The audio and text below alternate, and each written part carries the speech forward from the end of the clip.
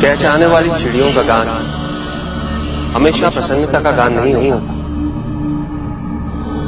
दुख, पीड़ा और मोह ये सब अलग नहीं, एक समान। तुम्हारा मोह ही तुम्हारा दुख और तुम्हारे मोह का त्याग तुम्हें पूर्ण रूप से सुखी कर सकता है।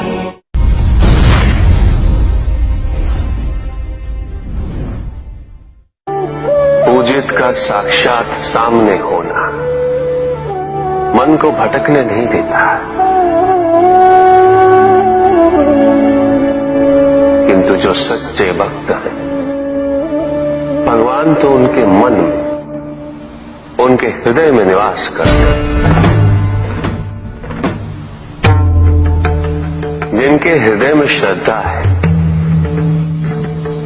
उनके लिए पूजा करने हेतु अपने आराध्य का साक्षात सामने होना अनिवार्य नहीं।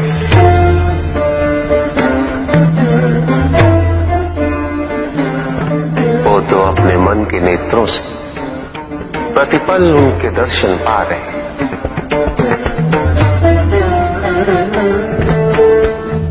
उनकी प्रत्येक अनुभूति में भगवान है।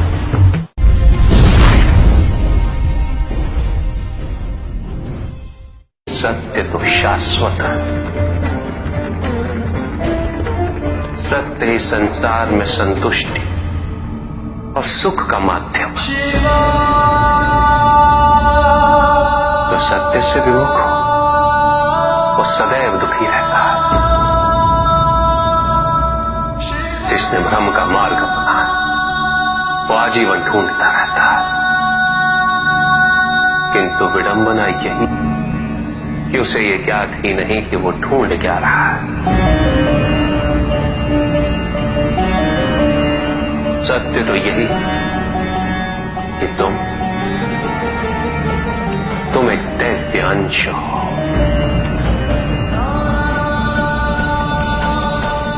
जन्मोपरांत तुम सबने अपने आप को केवल मनुष्य मान लिया और यही विस्मरण तुम्हारे कष्टों का कारण है। तुमने अपने शरीर को ही सत्य माना। लोभ, भय, शंका, असुरक्षा, छल इन सब को अपने जीवन का आधार बना।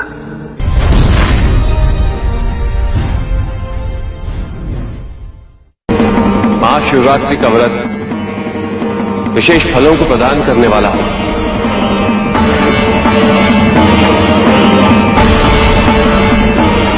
इस व्रत को रखने से पुरुषों की सारी मनोकामनाएं पूरी हुई।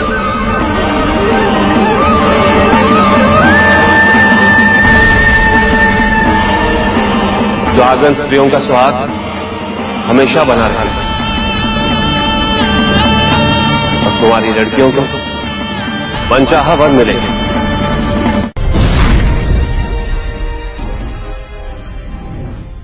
पुत्र और पुत्री में भेद करना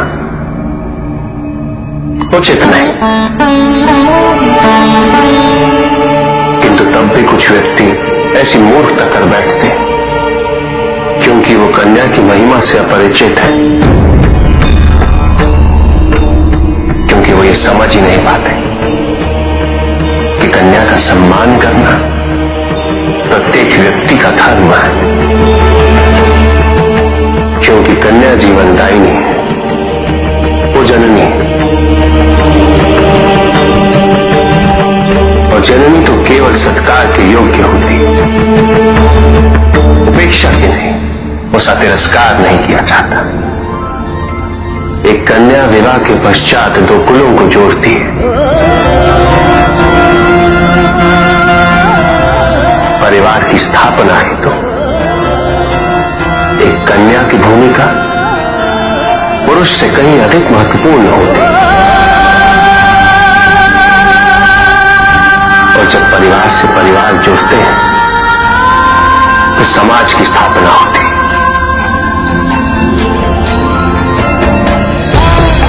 पुत्री को परिवार में, समाज में वही स्थान मिलना चाहिए वही अधिकार प्राप्त होना चाहिए जो एक पुत्र को प्राप्त होते हैं।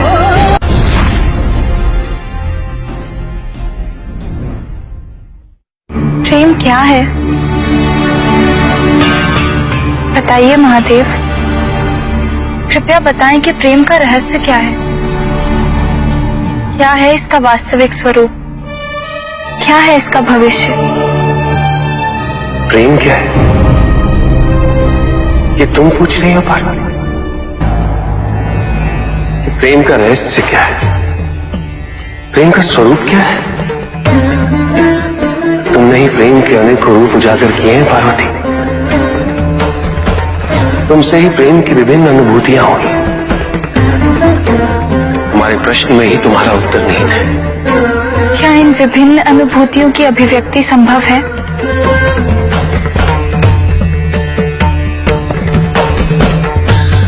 सती के रूप में जब तुम अपने प्राण त्याग मुझसे दूर चली गई,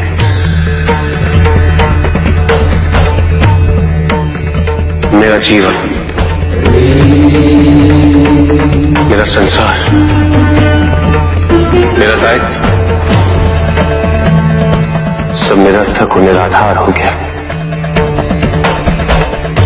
मेरे नेत्रों से अश्रुओं की धाराएं बहने लगी। अपने से दूर कर तुमने मुझे मुझसे भी दूर कर दिया पार्वती।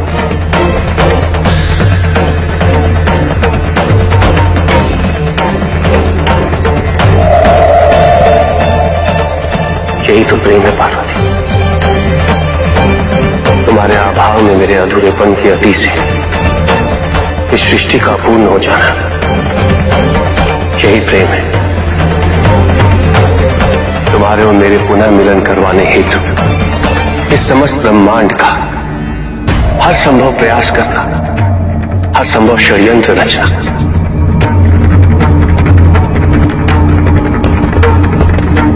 इसका कारण हमारा असीम प्रेम ही तो है। तुम्हारा पार्वती के रूप में पुनः जन्म लेकर मेरे एकाकीपन और मुझे मेरे वैराग्य से बाहर निकलने के लिए विवश करना और मेरा विवश हो जाना, ये प्रेम ही तो है।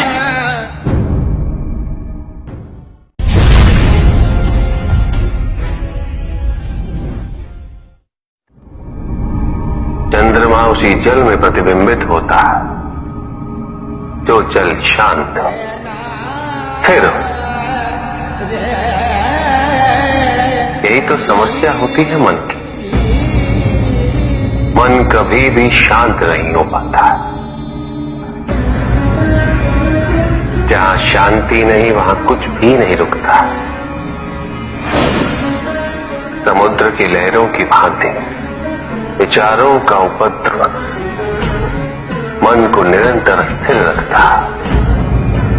कुछ भी सुनने और समझने के लिए मन का मौन रहना आवश्यक है, किंतु मन मौन रहना नहीं जानता। वो तो निरंतर कुछ ना कुछ कहता रहता। प्रतिपल शब्दों का आक्रमण चलता रहता है मन पर, और यही आक्रमण है जिसके कारण व्यक्ति कभी भी शब्दों के परे नहीं जा पाता। जहां जीवन की सत्यता का बोध उसकी प्रतीक्षा कर रहा होता।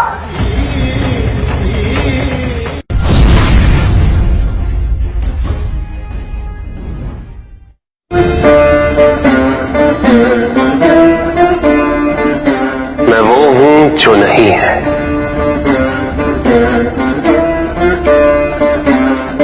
जो नहीं है वो मैं हूं।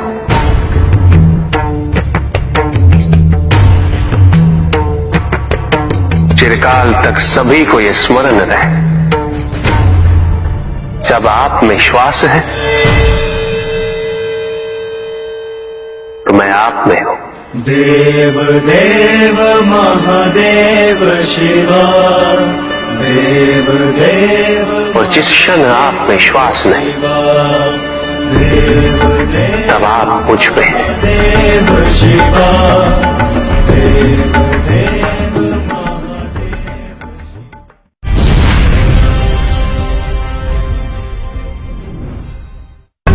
सत्य को जानने के लिए वन में जाना अनिवार्य नहीं है। अपने निजी, पारिवारिक और सामाजिक दायित्वों का परित्याग भी आवश्यक नहीं है। सत्य तो सदैव हमारे साथ है, हमारे सामने है, किंतु हम स्वयं धीरे धीरे उस पे अपने क्रोध, अपने अहम, भय, विचार और महत्वाकांक्षाओं जैसे कई आवरण चढ़ा देते हैं।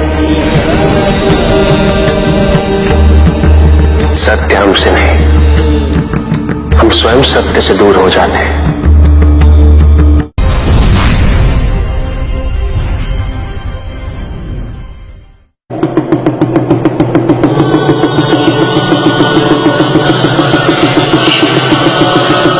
जहां न अमृत, न विष, न सुख, न दुख, न स्वर्ग, न नरक, वही परम आनंद है। उसी परम आनंद तक की यात्रा है तुम्हारी। ये यात्रा आनंद के सानिध्य की है, ये यात्रा सानिध्य के आनंद की है। और इस यात्रा में मैं प्रतिपल तुम्हारे साथ हूं। मुझे ढूंढो मत, केवल पहचानो, तुम ही मैं हूं, मैं ही तुम। हर आरंभ का मैं ही अंत हूं और हर अंत सदैव मेरा ही आरंभ होगा।